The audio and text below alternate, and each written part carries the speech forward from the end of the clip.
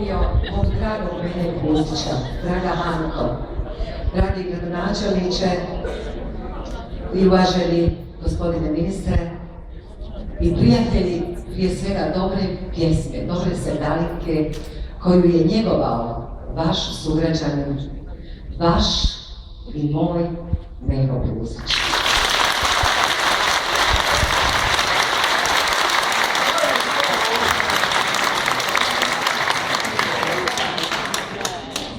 Ova noć je za mene posebna.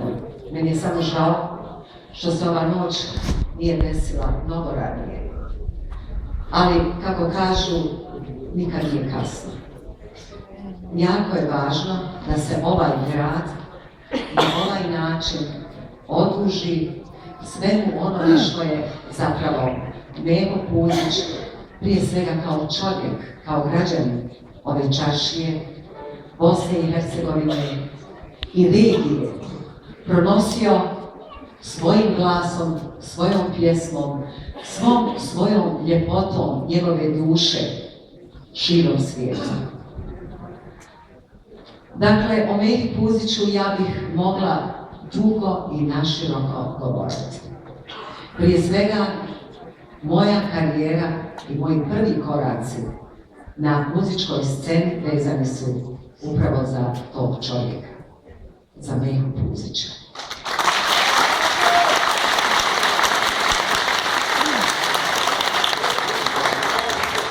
Kada sam položila audiciju na radio televiziji Sarajevo, nakon 2 godine školovanja glasa, snimila sam i prve arhivske snimke.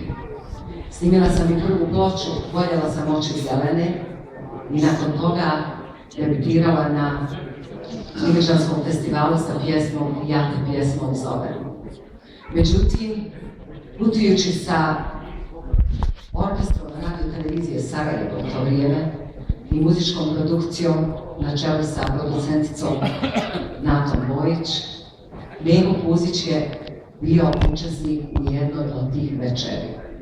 On me je čuo, ja ta mlada početnica, neiskusna, nepoznata, jednostavno dobivam poziv od jednog čovjeka koji je za to vrijeme bio, mogu komotno reći, neko ko je samo mogao sanjati da vas pozove u njegovo jato.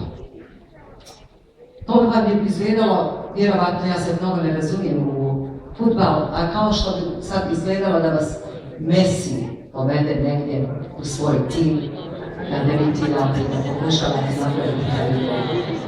Tako je to izgledalo za mene u to vrijeme. Meho Puzić, veliki čovjek, veliki umjetnik, jako popularan, dakle pruža meni ruku i prvu šansu da krenem s njim, da obilazim cijelu Jugoslaviju.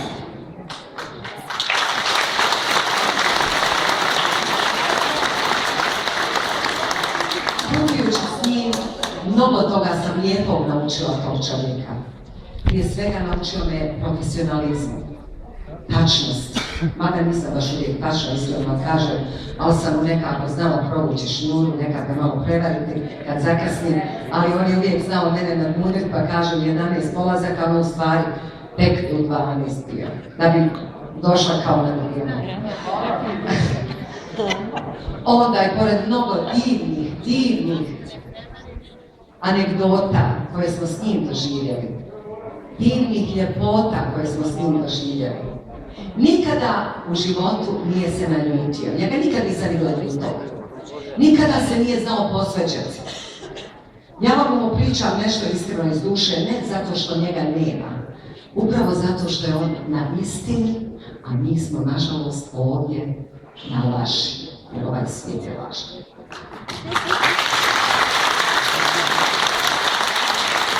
Zato moram kazati ono što je zapravo krasilo tog čovjeka. On je uvijek, i kada je ljut, znao nasmijat se, ali smo mi, njegova supruga Hanka i ja, znale kad je taj osmijeh bio onako koji proizilazi iz njegove srdžbe, a kada je zaista, kad je bio sretan i radostan. Ali znači uvijek je bio vesel, uvijek je bio nasmijan. Ne znam, da ne bih duljila, Mnogo smo divnih trenutaka proveli zajedno, pogotovo intenzivnih 9 mjeseci u toku agresije na Bosnu i Hercegovinu. Dakle, oni su bili, Neko i Hanka, u mojoj kući 9 mjeseci. Dijelili smo dobro i zlo. Dakle, za tih 9 mjeseci, vjerujte mi, nikada ružan pogled nije bio među nama, a kamoli ružna riječ. To je bio Niko Puzić. I naravno njegova skupina. Zato pamtimo njegov lik, njegovo tijelo. I ova noć ne preraste u jednu tradicionalnu manifestaciju koja će krasiti ovaj grad, ovu čaršiju i ove narode ovdje koji su ga voljeli. Jer njega su svi voljeli. I djeca i stari. I Srbi, i Hrvati, i Bošnjaci, i Jevreji širom svijeta. Vjerujte, svi su ga voljeli, podjednako.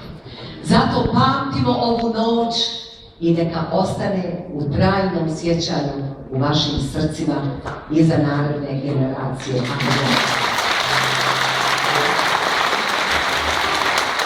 Pamtimo još, naravno.